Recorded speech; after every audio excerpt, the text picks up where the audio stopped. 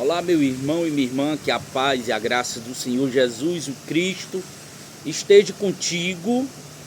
E eu quero hoje te convidar a irmos lá nas Escrituras e aprendermos um pouco mais do que Deus vem a nos revelar. Qual é a vontade de Deus, o que Deus tem para a sua igreja. Temos vivido, meus irmãos, tempos difíceis. Tempos que infelizmente a maior parte da humanidade não quer nada com Deus, não quer nenhum tipo de compromisso com Deus. Sejamos claros e objetivos. Vamos deixar dessa conversa, desse diálogo doce para agradar massas de pessoas. Muitas das congregações que estão cheias, infelizmente vivem aquilo que Jesus falou. O próprio Deus também falou através do profeta Isaías: esse povo me adora com a sua boca, mas infelizmente em seus corações estão totalmente distantes de mim. E a realidade, meu irmão, é que a igreja acha, na sua concepção, que não vai passar pelas tribulações da vida, ou pela grande tribulação propriamente dito. Respeito quem tem e quem defende a ideia do arrebatamento antes da grande tribulação. Mas a palavra nos ensina, se verdadeiramente formos estudar, desde o princípio da história cristã, desde a fundação do mundo, o povo de Deus vem sofrendo e sofre perseguições e passa por tribulações. E exemplo maior nós temos Cristo, o Messias, aquele que nós denominamos como o Filho de Deus, ou o próprio Deus encarnado. E eu quero te convidar a ir lá em 2 Coríntios capítulo 12, que Paulo vai nos dizer: considerando, pois, ser necessário que vos exponha as minhas glórias, embora não me seja vantajoso, orgulho-me, passarei as visões e revelações do Senhor. Paulo, no capítulo 12 de 2 Coríntios, no versículo 1, vai dizer que se faz necessário ele expor as suas próprias glórias, creio eu, para o fortalecimento da igreja, para o fortalecimento do povo de Deus. Mas ele diz que isso não era vantajoso para ele, mas se faz necessário.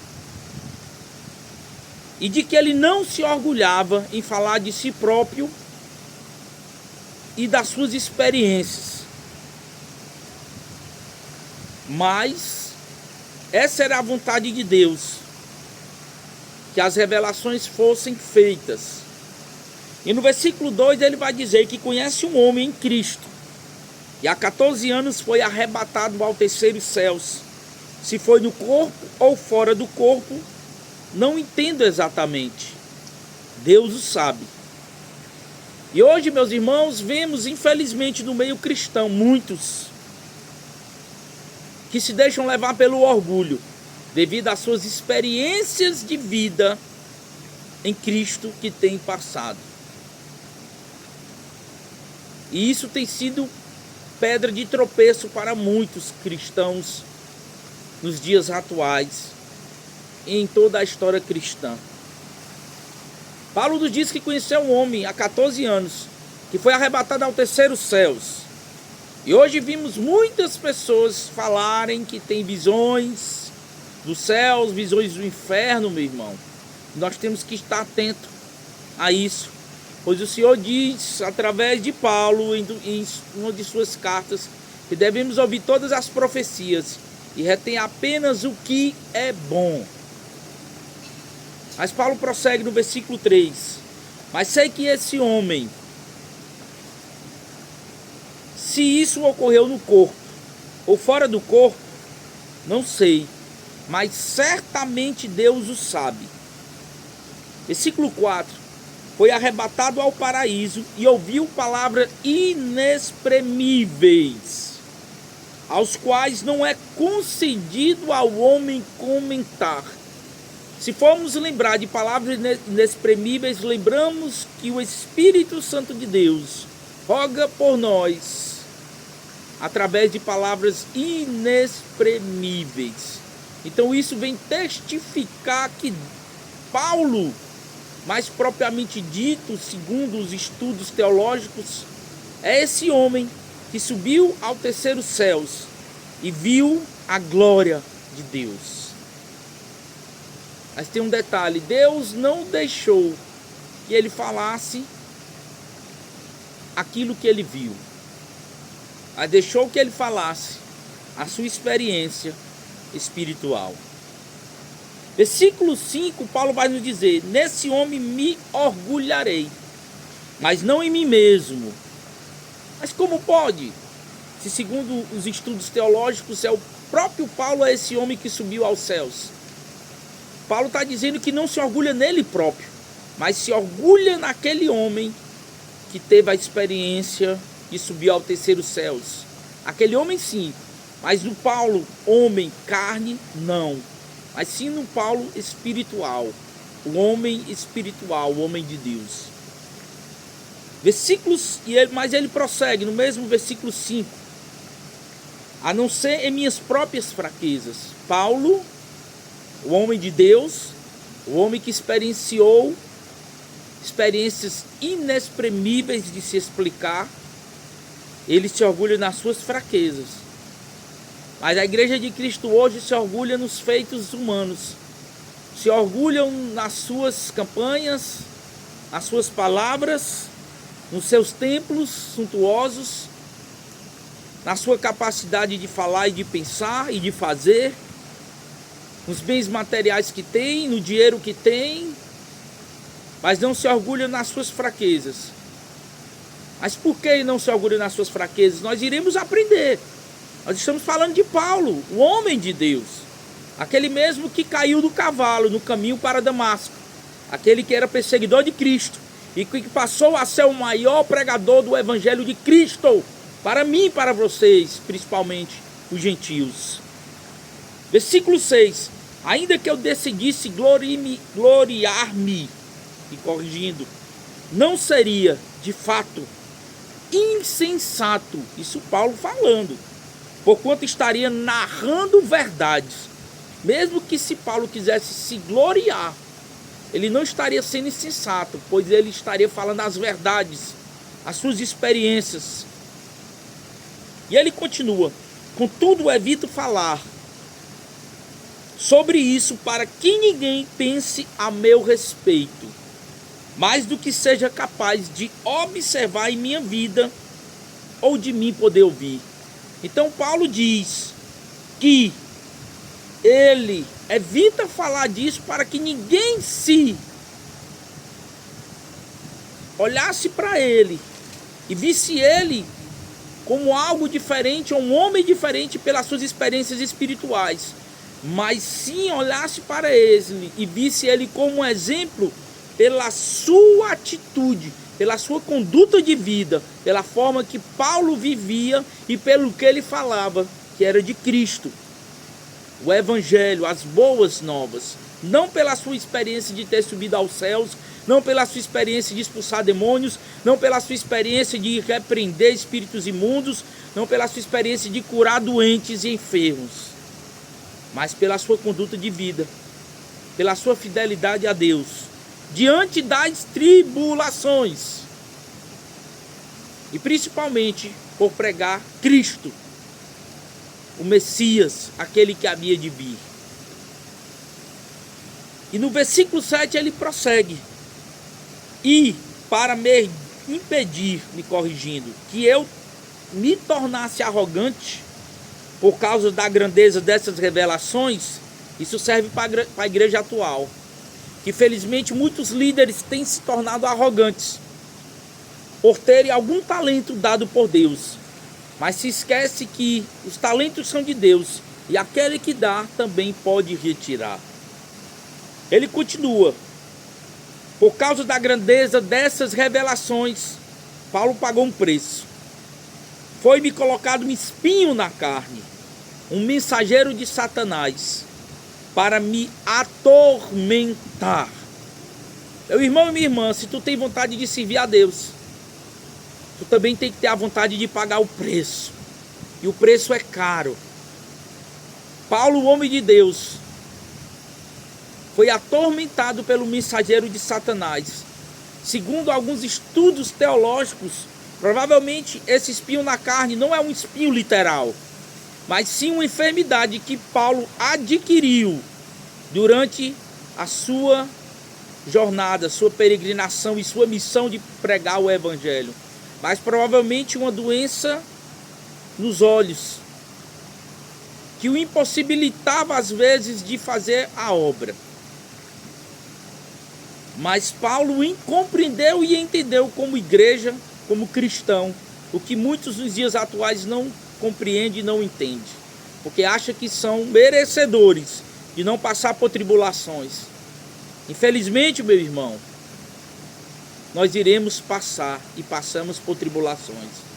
Mas nós temos que ser como Paulo, nos orgulhar nas nossas fraquezas. E Paulo prossegue no versículo 8.